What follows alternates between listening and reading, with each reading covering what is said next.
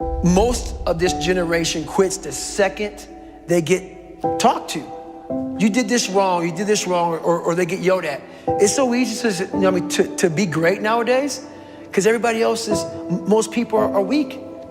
This is a softened generation. So if you have any mental toughness, any ability, if you have any fraction of self-discipline, the ability to not want to do it but still do it. If you can get through to doing things that you hate to do, on the other side is greatness. What is it with our society? We are creating weak individuals that can't handle anything going wrong in their life. As soon as something goes wrong, they are given a prescription, not to fix the problem, to mask the problem. How about giving strategies to strengthen the mind? How about saying, okay, you've allowed your life to get to this point. Now take responsibility and dive deep into personal development. Learn why you feel this way, not because of the event. The scientific facts about why you feel the way you do and what you can do to strengthen it.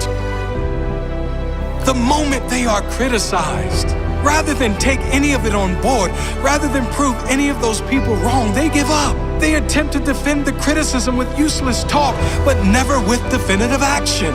The moment they are challenged, they crumble. The moment things get hard, they declare defeat. It must not be for me. It was their fault.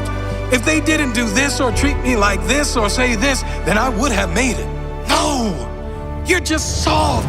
You're weak. Tell yourself the truth.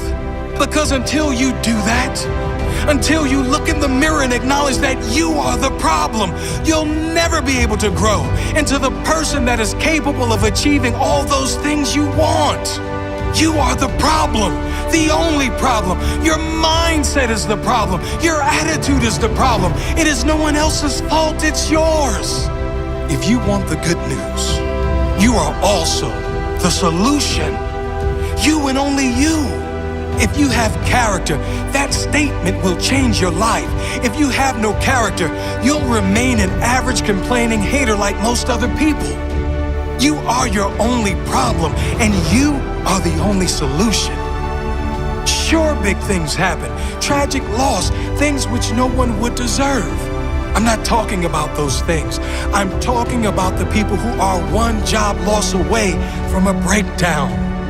One relationship breakup away from depression.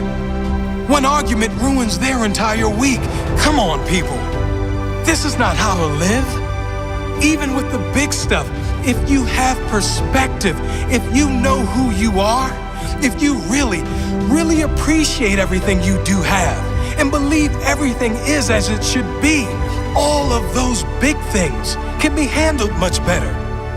Knowing your loved one would want you to be happy and move on. Knowing that living in pain and holding on to resentment is letting that person who did you wrong win. But letting go and living your life, loving your life, that is you saying, I won. That is you saying, I will not allow you to own any piece of my mind and spirit. That is true courage and mental strength. And I'm not saying avoid pain. Pain, suffering, failures, they are all part of every single person's life. There's varying levels of pain for sure. Some suffer more than others, but we all suffer at some level. Some choose consciously or unconsciously to live in that pain, and some decide to move on. You deserve to move on.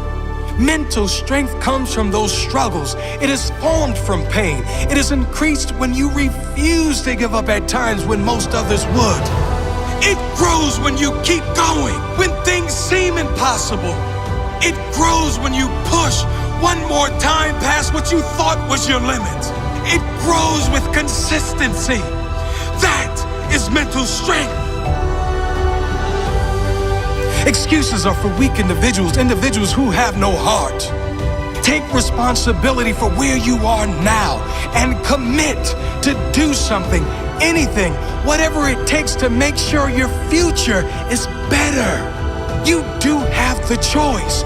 You can make excuses and stay where you are, Or you can take responsibility, take action, and get where you need to go, where you deserve to go.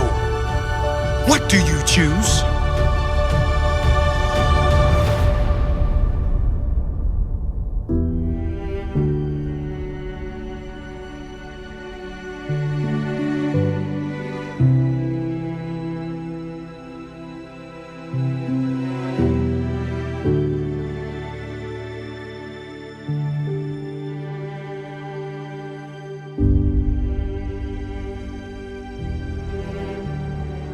Tap dance around the truth by finding the right words so I don't hurt you because you have thin skin.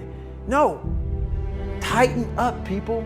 It's okay. Trust me, it's okay. You might be called nigger one day. It's okay. You might be called some Jewish word or some faggot or gay word. It's okay. Let them call you that. What are you going to do now? They don't own your life. How are you going to control that now? How are you going to flip it upside down and say, Roger that? Now I'm gonna harness this shit. And you'll read about me years from now. How? That's the question. How are you gonna do that? Thicken your skin. Become more of a human being. Don't be afraid of the reflection in the mirror. Because that's all you can be afraid of. Once you overcome the reflection in the mirror, you've done it.